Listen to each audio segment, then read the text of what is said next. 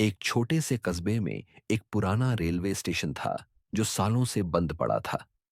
लोग बताते थे कि हर अमावस की रात एक पुरानी रेलगाड़ी स्टेशन पर रुकती है, बिना किसी ड्राइवर या यात्री के।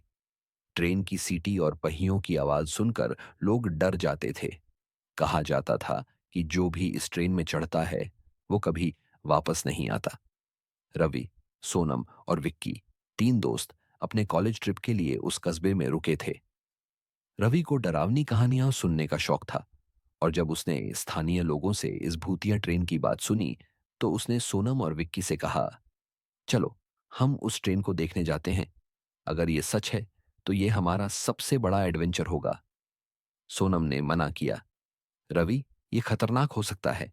ट्रेन में भूत हो या ना हो, रात में वहां जाना ठीक नहीं। लेकिन विक्की ने हंसते हुए कहा, अरे, अगर ये सिर्फ अफवाह है तो हम मजे करेंगे। आखिरकार सोनम भी मान गई। अमावस की रात तीनों ने टॉर्च, कैमरा और एक रस्सी ली और स्टेशन की ओर निकल पड़े। स्टेशन सुनसान था और पुराने बेंचों पर धूल जमी थी। ठीक 12 बजे एक ठंडी हवा चली और दूर से ट्रेन की सीटी की आवाज आई। रवि ने उत्साहित होकर कहा, देखो, ट्रेन आ रही है। ट्रेन धीरे धीरे स्टेशन पर रुकी। उसका इंजन पुराना था और डिब्बों की खिड़कियां टूटी हुई थीं। अजीब बात यह थी कि ट्रेन में कोई ड्राइवर या गार्ड नहीं था। विक्की ने कहा, चलो अंदर देखते हैं। तीनों ट्रेन में चढ़ गए और जैसे ही वो अंदर गए, ट्रेन अपने आप चलने लगी। सोनम डर गई और बोली, ये ट्रेन अपने आप कैसे चल रही है? रवि ने टॉर्च की रोशनी चारों ओर घुमाई और उसे एक डिब्बे में पुरानी सीटों पर खून के धब्बे दिखे। विक्की ने एक पुराना टिकट पाया जिस पर लिखा था, अंतिम यात्रा 1955। रवि ने कहा, लगता है इस ट्रेन में कुछ बहुत बुरा हुआ था। तभी एक डिब्बे से बच्चों के रोने की आवाज आई। सोनम ने चीखते हुए कहा, रवि, हमें यहां से निकलना होगा। लेकिन ट्रेन की रफ्तार बढ़ती जा रही थी। तीनों ड्राइवर के डिब्बे की ओर दौड़े, लेकिन वहां कोई नहीं था। अचानक एक काली छाया उनके सामने प्रकट हुई, जिसके चेहरे पर दर्द भरी मुस्कान थी। छाया ने कहा, मैं इस ट्रेन का आखिरी यात्री हूं।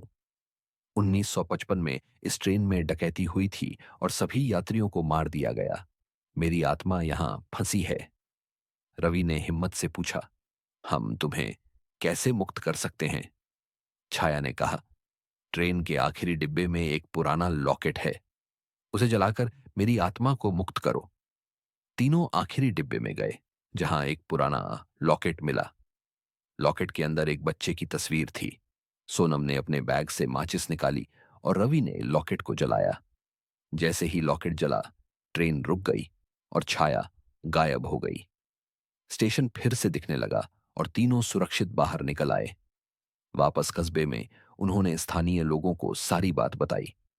लोगों ने ट्रेन के यात्रियों के लिए एक प्रार्थना सभा की और स्टेशन को फिर से शुरू करने का फैसला किया। रवि, सोनम और विक्की की बहादुरी की कहानी हर तरफ फैल गई।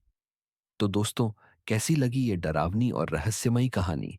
अगर आपको ऐसी खौफनाक कहानियां पसंद हैं, तो हमारे चैनल गप्तारा को सब्सक्राइब करें, लाइक करें और बेल आइकन जरूर दबाएं। कल फिर मिलेंगे एक नई कहानी के साथ।